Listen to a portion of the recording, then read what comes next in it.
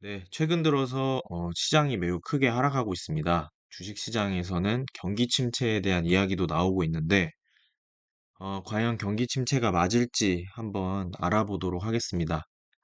시장이 경기 침체라고 말하는 근거가 신뢰할 만한지, 또 근거가 어떤 것들이 있는지 한번 알아보도록 하겠습니다. 먼저 첫 번째 시장이 보는 근거는 샤메 법칙입니다. 어제 실업률 발표가 9시 반에 나왔었는데요. 실업률이 강력하게 나오면서 샤메 법칙에 들어갔습니다. 그래서 시장은 샤메 법칙의 룰에 의해서 경기 침체가 돌입했다라는 내용들이 나오고 있는 상황이고, 뉴스들이나 매체들 샤메 법칙에 관련된 이야기들을 쏟아져 나오고 있는 상황입니다. 그래서 샤메 법칙이 뭐냐고 보면은 실업률에 관한 법칙인데, 3개월 평균 실업률이 1년 내 최저치보다 0.5%포인트 높다면 경기 침체로 본다는 법칙입니다. 하나의 법칙이기 때문에 이 조건에 부합하는지만 보면 된다고 보시면 될 것 같습니다. 그래서 1년치 실업률을 한번 가져와 봤습니다. 1년치 최저치가 3.5%죠. 그래서 3.5%보다 0.5% 높으면 샤메 법칙이니까 4%가 되면 안 되죠. 3개월 평균이. 그래서 지금까지는 4%가 안 됐었는데 어제 실업률이 예상치보다 너무 높게 나오면서 4.3%가 나와버렸죠. 그래서 3개월 실업률 평균이 4.133%로 4%를 넘겼습니다. 그래서 참여 법칙에 들어갔다. 이제 경기 침체 시작이다. 라는 시장의 목소리가 나오고 있는 상황입니다. 또 한 가지는 시장이 연준의 대처에 대해서 매우 유감을 표하고 아쉬워하고 원망 섞인 목소리들이 나오고 있는 상황입니다. 왜냐하면 실업률 보시면 지금까지 상승 추세가 없었는데 3월부터 해서 계단식으로 상승 추세가 나오고 있었습니다. 그래서 3월부터 이 실업률이 오르는 걸 보고 가만히만 있는 연준이 과연 뭘 한 건가? 그리고 최근 있었던 7월에 금리 인하를 당연히 했어야 되는 거 아닌가? 왜 금리 인하를 7월에 안 했냐? 그리고 9월에 금리 인하도 뭐 데이터 보고 하겠다는 어, 맨날 보수적인 입장만 취하는 연준이 현재 시장에 뭐 도대체 잘한 게 뭐냐라는 의견들이 많이 나오고 있는 상황입니다. 그래서 현재 이 실업률 증가에 대한 그 샵룰에 들어갔기 때문에 이 시장 참여자들의 원망이 연준에 대해 강력하게 나오고 있다라고 보시면 될 것 같습니다. 다음으로 이제 이 샵룰 법칙의 확률이 어느 정도 되는데라고 보시면 이 회색 음영이 다 경기 침체 됐을 때입니다.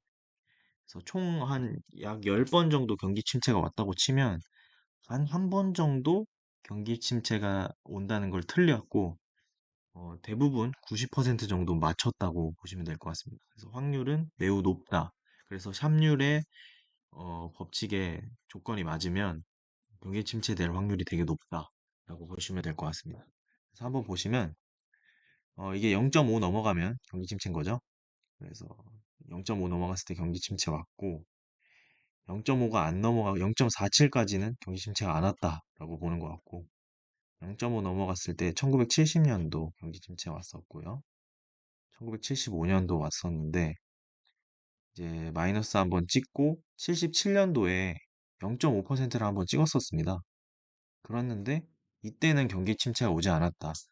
이 샵룰의 법칙에 의해서 틀렸던 적 단 한 번이 한 1977년도 정도 이때는 경기 침체가 안 왔었습니다. 그리고 나머지는 다 왔었고요. 그래서 이때 왜 안 왔냐라고 보니까 어, 대부분의 이제 경제학자들은 GDP나 이제 경제 성장률이 좋게 나오고 있는데 이제 실업률이 이렇게 나오면 샵률의 법칙이 적용되지 않았던 것 같다라는 내용이 나왔습니다. 그래서 제가 경제 성장률과 비교한 그래프도 봤었는데 경제 성장률이 높게 나옴에도 불구하고 실업률이 0.5 넘어가서 경기 침체가 왔던 적이 더 많았습니다. 그래서 이거는 그냥 왜 그러냐에 대한 끼워 맞추기 같고 좀 근거가 확실하지 않기 때문에 그냥 팩트로 봤을 때는 실업률 0.5% 실업률에 됐을 때 경기 침체 왔던 적 확률이 매우 높다. 한 90% 정도 된다가 팩트로 보시면 될 것 같습니다. 그래서 최근에 실업률이 높게 나왔는데 이제 실업률로 봤을 때 0.53% 나왔습니다. 그래서 이제 시장 참여자들은 경기 침체 시작이다라고 생각을 하고 있는 것 같습니다. 하지만 과거에 0.5 됐을 때도 경기 침체가 안 온 적이 있었다는 점을 이제 긍정적으로 볼 수 있을 것 같고, 하지만 확률이 되게 침체 확률이 높은 거는 좀 생각해 봐야 될 것 같습니다. 다음 근거로는 장단기 금리 역전 현상입니다. 10년물 장기채와 2년물 단기채 장단기 역전 현상이 일어나고 나서 이제 복구됐을 때 경기 침체가 반드시 일어났다라는 데이터인데요. 한번 보겠습니다. 이거는 이제 10년물 장기채와 2년물 단기채를 뺀 가격을 이제 차트로 나온 지표입니다.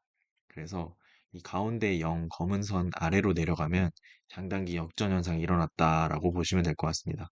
그래서 일어날 때마다 제가 동그라미를 쳐놨는데요. 일단 첫 번째 침체 먼저 보시죠. 장단기 금리 차가 마이너스로 일어난 다음에 검은색 선 위로 올라왔을 때 경기 침체가 왔다. 이때 왔고요. 그 다음으로도 검은색 위로 올라왔을 때 경기 침체 왔고요. 그 다음 이제 90년도도 경기 침체 왔고, 닷컴 버블 때도 마찬가지였고, 리먼 브라더스 때도 마찬가지. 그리고 이번에도 검은색 선 위로 올라오면 경기 침체 오는 것이 아니냐라는 우려가 나오고 있는 상황입니다. 이 장단기 역전 현상이 일어나는 경우는 금리 인상을 급하게 했을 때 많이 일어나는 경우입니다. 최근 금리 인상을 급격하게 했었죠. 코로나 때 돈을 많이 푼 다음에 긴축으로 인해서 장단기 역전 현상이 이번에 일어났는데, 다시 이제 금리 인하를 하겠다고 하면서 정상화되는 과정에서 경기 침체가 지금까지, 이거는 100%입니다. 지금까지 100% 일어났다.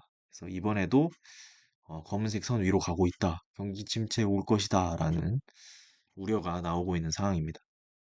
지금까지 장단기 역전 현상이 일어났을 경우가 그냥 러프하게 봤을 때 한 4번 정도였기 때문에 확률이 높은 거 아닌가. 이게 어, 자주 일어났다면 100% 확률은 아니었을 것 같은데, 일단은 지금까지 지표로 봤을 때는 경기 침체로 보는 확률이 높다라는 근거인 것 같습니다.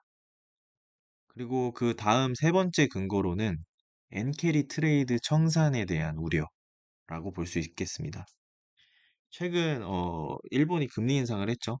원래는 마이너스 금리였는데 마이너스 금리 때 일본이 돈을 빌려서 어, 금리가 높은 곳에 채권이나 이런데 해외 투자를 하는 식으로 투자를 해왔는데, 이제 돈을 빌렸는데 금리가 올라가면은 돈을 빨리 갚아야겠죠. 이자가 많이 늘어나기 때문에. 그래서 회수해간다. 그래서 엔캐리 트레이드다라는 내용도 있고, 또 게다가 미국의 금리 인하까지 겹쳐서 해외 투자를 했는데 수익률이 낮아지면은 어, 회수를 할 수밖에 없겠죠. 게다가 일본의 금리 인상까지 나왔다. 그러면 엔캐리 트레이드 청산이 아주 급격하게 많아질 것이다. 그래서 금융시장 변동성이 커질 것이다. 라는 내용입니다. 그래서 엔캐리 트레이드에 관련된 신한투자증권 리포트가 어제 나왔습니다. 그래서 한번 정리를 해보겠습니다. 일본이 이제 기준금리 인상을 했고요. 0.25% 정도 인상을 했는데, 그래서 미국도 금리 인하한 것도 좀 영향이 있었던 것 같고, 무엇보다도 이제 엔캐리 트레이드 지수가 급격하게 하락하는 모양이 나오기 시작했다라는 게 약간 우려 섞인 상황이라고 보여집니다. 그리고 무엇보다 꼭 집었던 거는 일본의 우에다 총재가 금리 인상을 하면서 했던 말입니다. 2006년부터 2007년 기준금리 인상 사이클의 정점이었던 그 시기에 0.5%까지 금리 인상을 했었는데요. 이 0.5%도 장벽이 아니다라는 말을 했습니다. 0.5%를 넘어서 금리 인상 더 세게 할 수 있다라는 내용을 말하면서 시장이 좀 크게 반응을 했던 것 같습니다. 그래서 BOJ 회의 이후에 선물 금리는 0.4%까지 빠르게 상승했습니다. 기준금리 0.25%까지 올렸는데 선물은 0.4%까지 상승했다라는 거는 하반기 추가 한 번에서 한 번 반 정도 금리 인상을 더 할 것이다라는 것을 바로 반영을 했다, 선물은. 이라고 보시면 될 것 같습니다. 게다가 이제 지금 미국이 9월 금리 인하를 키우면서 미국, 일본 금리차 축소로 엔캐리 수익률이 빠르게 내려가고 있는 상황도 엔캐리 트레이드 청산에 대한 우려가 커지고 있는 상황입니다. 다음으로 이제 엔캐리 트레이드 청산하면 규모가 어느 정도인데 라고 보면은 애널리스트 분도 규모를 추정할 수가 없다고 말씀을 하셨습니다. 그래서 그냥 러프하게 봤을 때 일본 거주자 해외 증권 투자 잔액 그리고 일본 외은 지점 본점 송금액을 통해서 대충 한번 추산을 해본다고 했습니다. 그래서 보면은 지금 일본 거주자들 증권 투자 잔액을 채권과 주식 보시면 약 2조 원, 2조 달러대네요. 2조 달러 정도 두 개 있으면 한 4조 달러 일본 거주자들 해외 투자 잔액으로 보시면 될 것 같고 이들이 이제 순 매입하는 규모가 어느 정도인지 보니까 코로나 때 많이 코로나 팬데믹 때 많이 그 주로 매입을 안 했고요. 그 경우에 복구하자마자 좀 매입을 하는 상황입니다. 그리고 채권이 좀 급격하게 매입을 했는데 최근 미국이 금리 인상 후에 금리 인하를 한다는 이야기 나오면서 일본 거주자들이 채권에 대한 매입을 크게 했다라고 보시면 될 것 같습니다. 하지만 최근 들어서 좀 매입이 줄어드는 모습은 나오고 있는 상황입니다. 그리고 일본 외은지점 본점 송금액 보시면 어, 일본이 매우 잘 나갔을 때 뭐 2000년부터 2008년까지 송금액이 쭉 늘어났고요. 2008년에 금융위기 오면서 엔캐리 트레이드가 역대급으로 일어났었죠. 그래서 이때 송금액이 가장 높았고 그 다음 쫙 빠져서 최근 들어 좀 엔캐리 트레이드 자금이 좀 늘어나고 있는 모습 볼 수 있습니다. 그래서 정리해보면 1990년대 이후 누적된 엔캐리 규모는 상당할 것으로 보입니다. 그리고 구조적으로 투자 메커니즘이 훼손될 경우에는 무질서한 청산 가능성도 존재한다고 하는데요.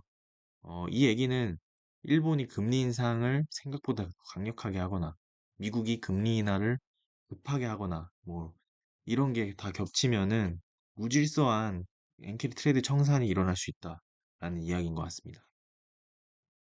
그래서 이 애널리스트 분 말로는 2023년에 금리 인상이 되면서 생각보다 일본이 해외에 대한 투자를 좀 안 했다. 그렇기 때문에 주식과 채권에 대한 어, 그 영향은 좀 제한적이지 않을까라는 뇌피셜을 적어 놓으셨습니다. 근데 제가 봤을 때는 채권이 이 정도로 매입 규모가 커졌고 또 최근 들어 AI에 대한 투자 그리고 전 세계적으로 미국에 투자를 안 하면 이상했던 상황이기 때문에 일본 거주자를 비롯한 일본 은행이 과연 미국에 투자를 하지 않았을까라는 것에는 의문이 좀 드는 상황입니다. 그래서 이제 엔캐리 트레이드 청산이 어느 정도 영향이 있었냐? 금융시장이 과거에 엔캐리드 청산 때 어떻게 변했었는지 한번 분석을 해봤습니다. 이 차트는 OECD 경기 선행지수와 엔캐리 수익률을 비교한 차트인데요. 이 차트를 이제 보시면 알 수 있는 것은 1990년대 이후 엔캐리 트레이드 청산이 크게 세 차례 정도 일어났던 것을 볼 수 있습니다. 첫 번째로는 98년도인 러시아 모라토리움 사태로 이제 LTCM이 파산했고 대외 불확실성이 강해졌을 때 일본이 자금을 다 회수해 갔습니다. 네, 이때도 금융시장 변동성이 매우 강했고요. 2001년의 경우는 닷컴 버블 붕괴에 대응해서 연준이 급격하게 금리 인하를 했습니다. 그래서 금리 인하를 하자 수익률 안 좋아지니까 엔캐리 트레이드 청산 강력하게 나왔고요. 그 다음으로 이제 가장 엔캐리 트레이드가 강력했던 때죠. 서브프라임 사태 이후에 연준이 제로 금리 인하까지 금리 인하를 단행하면서 이 당시 엔캐리 트레이드 청산이 거의 최고치로 나왔습니다. 이때 금융시장이 전 세계적으로 엔캐리 트레이드에 대해 청산에 대한 공포감으로 기사가 도배됐던 것을 알 수 있었습니다. 그래서 전체적으로 이 엔캐리 트레이드가 됐을 때 청산이 됐을 때는 보면은 대외 불확실성 그리고 급격한 금리 인하 또는 버블 붕괴 서브프라임이나 다크버블 이렇게 어, 이런 게 일어난 뒤에 금리 인하를 급격하게 하거나 아니면 대외 불확실성이 좀 존재하거나 이럴 때 엔캐리 트레이드가 활발하게 일어나는 모습 볼 수 있습니다. 그래서 이 점도 현재 상황과 좀 유사하다라는 시장의 시선이 있는 것 같습니다. 그리고 마지막 근거로는 제5차 중동전쟁 가능성이 지금 떠올랐기 때문입니다. 최근 이스라엘과 이란의 전쟁에 대한 우려가 커지고 있는데요. 제5차 중동전쟁 가능성이 발발됐습니다. 하마스 1인자가 이란 대통령 취임식에 방문했는데, 그거를 이제 이스라엘에서 미사일 쏴서 이란 내에서 죽였기 때문에 이란이 수일 내에 보복을 확신하고 있습니다. 그리고 4월 달에 이미 이란과 이스라엘을 한번 어, 분쟁이 있었죠. 미사일을 많이 쏘고 막 약간 그런 게 있었는데 이번에 이제 본격적으로 전쟁으로 번질 가능성이 높습니다. 지금까지 무장단체와의 대결이었다면 이제는 정말 나라와 나라 간의 또 강력한 국가들이기 때문에 이제 전쟁으로 번질 확률이 높아졌습니다. 최근 오늘과 어제 기사인데요. 오늘은 이란 한이의 암살 보복 가시화됐고 시리아에서 이스라엘로 드론 발사를 이란이 준비하고 있다라는 내용입니다. SOHR 보고서고요. 시리아 다마스쿠스 또는 사막에서 드론과 미사일을 발사할 예정이라고 합니다. 그리고 이에 맞서서 이제 미국이 수일 내에 이란이 이스라엘에 보복할 것을 확신한다. 대응 준비를 해야 한다. 라는 내용인데요. 미국 싱크탱크 이런 데서 한 말이 거의 다 들어맞더라고요. 그래서 미국은 지금 헤즈볼라와 같이 공격할 수도 있다. 이스라엘을. 그래서 이스라엘에 미군 군사 배치를 하고 방어할 준비를 하겠다라는 내용도 있었고, 그리고 4월에 했던 드론과 미사일 공격보다 훨씬 더 강하게 할 것이다. 그리고 광범위한 미사일 공격이 예상된다라는 내용이 나오고 있는 상황입니다. 그래서 거의 확률이 매우 높기 때문에 이 전쟁이 난다면 또 어떤 영향이 있을까를 보면은 이란이 전쟁을 하면은 호르무즈 해협이 봉쇄됩니다. 호르무즈 해협은 전 세계 원유 해상 수송량 가운데 3분의 1을 차지할 정도로 매우 중요한 해협이라고 보시면 됩니다. 그래서 여기가 막히면 물류도 잘 안 되고 유가도 폭등합니다. 그렇기 때문에 물가에 대한 압박이 이제 다시 살아나고 있다. 그리고 전쟁에 대한 주식 폭락, 그리고 물가에 대한 압박까지 하면서 주식시장에 더 쇼크가 올 확률이 높습니다. 그래서 과거에 중동 전쟁에서 오일 쇼크가 일어났었는데 오일 쇼크가 중동 전쟁으로 인해 오일이 엄청 크게 뛰는 거죠. 그래서 오일 쇼크가 일어나면 어떻게 되냐라고 보면은 유가가 엄청나게 급등합니다. 근데 하지만 최근 미국이 원유 생산 국가가 됐기 때문에 중동에 대한 의존도가 좀 낮아졌습니다. 그래서 피해는 과거보다는 제한적일 것이나 그래도 유가는 오르겠죠. 그리고 호르무즈 해협 봉쇄 시에는 해상 운임 증가와 물류 비용 증가, 그리고 유가 증가로 CPI 물가가 증가될 가능성이 높습니다. 과거 소비자 물가 오일 쇼크 때 보면은 1차 오일 쇼크 때 엄청나게 급등하죠. 그리고 2차 오일 쇼크 때도 엄청 급등하는 모습입니다. 그래서 물가 상승률이 엄청 높아질 수 있다.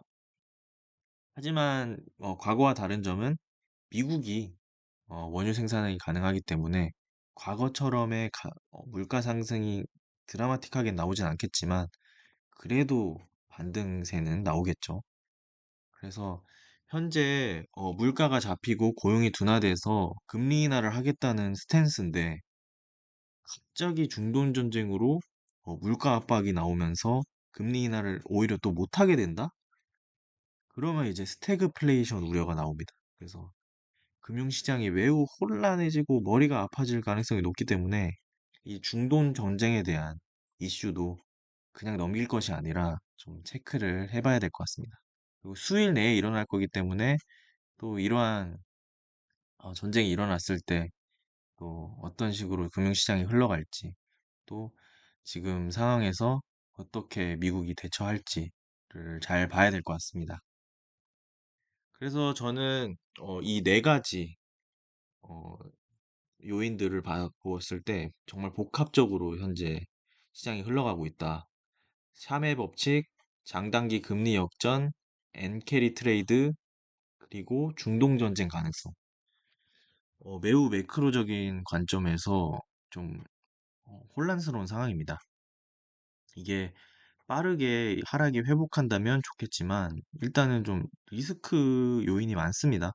그래서 바로 매수세가 강하게 나오기엔 좀 부담스러워 보이는 게 맞는 것 같고요.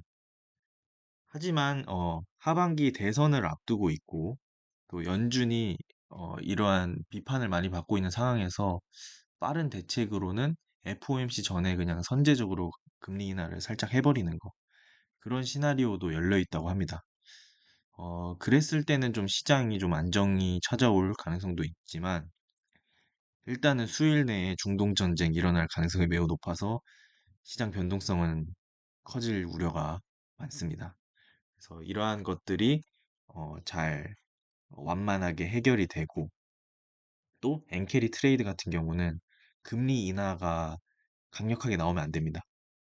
과거 금리 인하를 급격하게 했을 때 엔캐리 트레이드 청산이 잘 나왔기 때문에 이번에 실업률이 높아졌다 해서 빅스텝 얘기까지 나오고 있는데 만약에 연준이 0.5% 아니면 더 오버해서 뭐 자이언트 스텝까지 금리 인하를 한다면 엔캐리 트레이드 청산 매물이 엄청나게 나올 수 있습니다. 그래서 이런 것도 다 고려해야 되기 때문에 현재 매크로 시황이 매우 어렵습니다. 완만하게 금리 인하를 하면서 물가와 실업률도 완만하게 하락해야 된다. 그래서 연착륙을 해야 되는데 이 연착륙하기가 매우 어려운 상황이다. 라고 보시면 될 것 같고 또 AI에 대한 우려도 많이 나오고 있는 상황이죠. 연초 대비해서 AI가 많이 올라왔기 때문에 밸류에이션도 많이 차이는 상태입니다. 이러한 상태에서 조정장이 들어갔는데 매크로적인 관점에서 이런 복합적인 요인이 발생을 하니까 이 조정 장세가 되게 강력한 조정 장세로 일어나고 있는 상황입니다.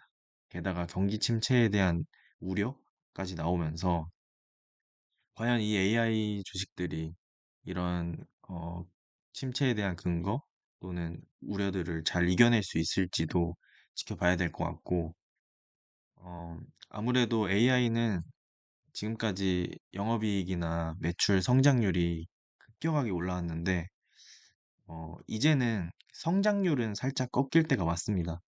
그래서 내러티브 관점에서도 약간 밸류가 많이 차지 않았나 싶고요. 다시 재차 반등을 하려면 제가 봤을 땐 트리거는 엔비디아의 실적 발표 매우 좋게 나오면서 가이던스와 신제품 출시 한다면 살짝 분위기 바뀔 수도 있을 것 같습니다. 그리고 또 뭐 대선 앞두고 연준이나 재무부 장관 옐런이 또 정책 같은 것을 또 손을 본다면 또 시장이 또 바뀔 수 있을 것 같고요. 그래서 100%뭐 경기 침체다 뭐 이렇게 너무 암울하게 보기보다는 또 오히려 바닥을 잡고 반등하는 시그널이 있지 않을까? 그런 것도 좀 고려해 봐야 될 것 같습니다. 시장에 100%는 없기 때문에 일단은 이러한 요인들로 내리고 있다 정도로 보시면 될 것 같고, 이러한 요인들이 어떻게 진행되는지, 또 이게 해소가 되는지, 잘 체크해 보면서 시장 팔로우해 보면 좋을 것 같습니다. 이상입니다.